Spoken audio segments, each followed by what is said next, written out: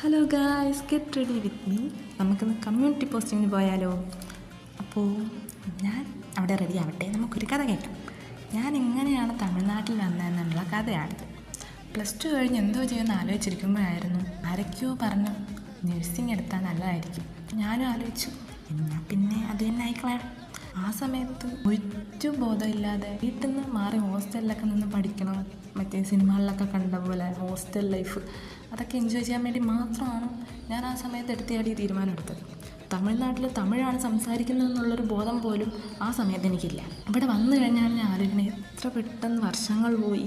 4 വർഷം വീട് വിട്ട്, എൻ്റെ വീട്ടിൽ നിന്ന് ഞാൻ ഇവിടെയും മാറിപ്പോലെ നിൽക്കാത്ത ഒരാളാണ്.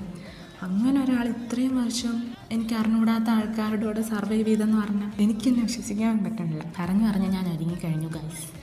ഞാൻ രാവിലെ കഞ്ഞിയാണെന്ന് പറഞ്ഞ് പുളിസാദം കിട്ടിയതിൻ്റെ വിഷമത്തിലാണ്. പിന്നെ കമ്മ്യൂണിറ്റി പോസ്റ്റിങ്ങിന് പോണതിൻ്റെ ഒരു ത്രില്ലിൽ പിന്നെ ഞാനതൊക്കെ പോട്ടെന്ന് വെച്ചു. അതൊക്കെ വലിയ രസം. വേറെ നാട്ടിൽ വന്നാൽ നമ്മൾ വേറെ ഫുഡൊക്കെ ട്രൈ ചെയ്യണ്ടേ? പക്ഷേ എനിക്കിവിടെ വലിയ ഇഷ്ടമാണ് ഗൈസ്. എന്നൊന്നും എനിക്ക് അറിഞ്ഞൂടാ. എല്ലാവരും വീഡിയോ ഇഷ്ടമായാൽ ലൈക്ക് ചെയ്യുക, ഷെയർ ചെയ്യുക, സബ്സ്ക്രൈബ് ചെയ്യുക, സപ്പോർട്ട് ചെയ്യുക ഗായ്സ്.